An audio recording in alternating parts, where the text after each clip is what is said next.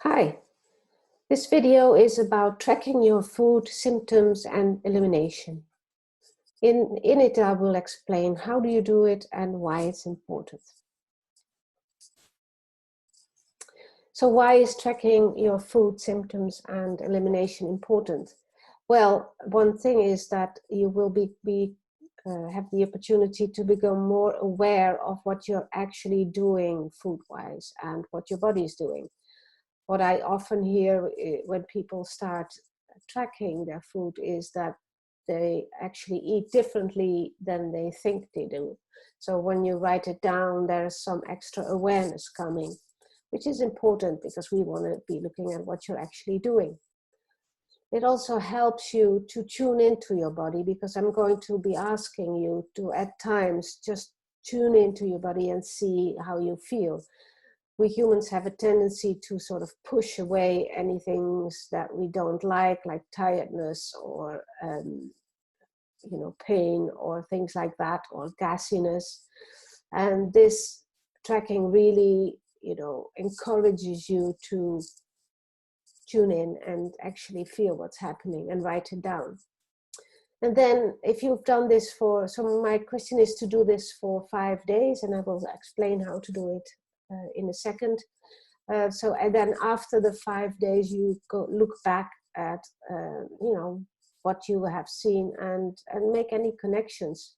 And please do this in the non-violent communication with self kind of way. So just with a curious eye, with the eye of a detective, see if you had any reactions to food or to whatever was happening in your day or to what you were doing.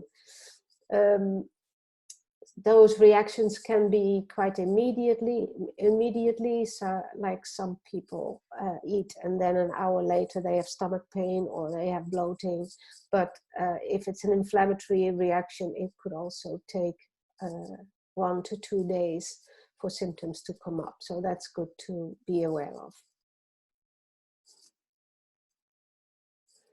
So on the left you will see what my journaling sheet looks like, and I have uploaded a link in the module. So I made a special module that's called tracking, and you will find this sheet there. It should be a fillable sheet, or you can print it out and write on it. The idea is that you write down what you're eating in the right time slot. So you write down your breakfast, your snacks, your lunch, etc. It's important to write down ingredients because it can be a single ingredient you're sensitive to or you're reacting to, and you might see, oh, every time I eat onions I have stomach pain, or every time I eat tomato I get joint pain. So you want to know the ingredients. Also read labels if you eat something that comes in a package. And again, just recording, no judgments, just writing down, not making any connections at this point. Just do this for 5 days, and then we'll take it from there. So you see let me go back here. You see the food column, and then there's also a mood column, which it's nice because it all sounds like food. Mood, poop sounds really good, but the mood is not just you feeling up or down or anxious or happy or whatever. It's also any of your symptoms. So mood is mood and symptoms.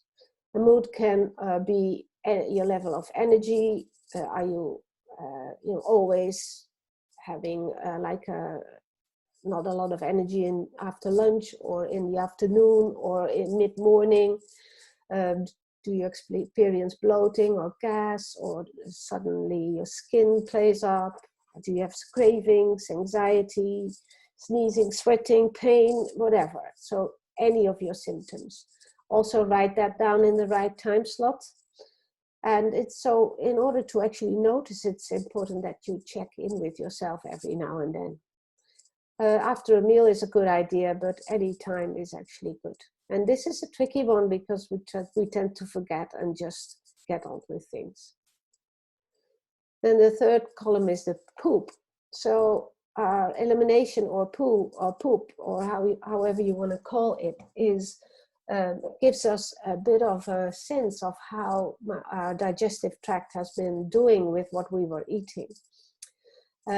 So I also uploaded in the module the Bristol stool chart with these beautiful poop images.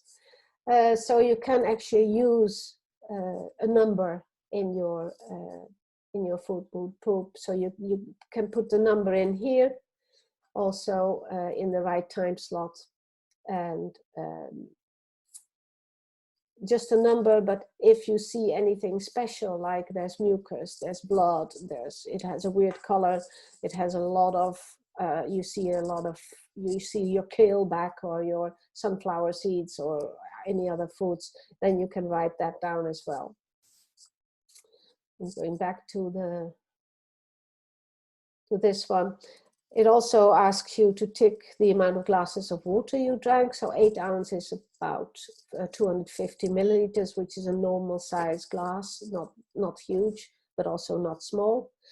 And then you can't see that here, but it also asks you what time did you go to bed, what time did you wake up, and how many times did you wake up in the night, which is important to know as well, because the amount of sleep you get is also can also be related to how you feel and what you eat.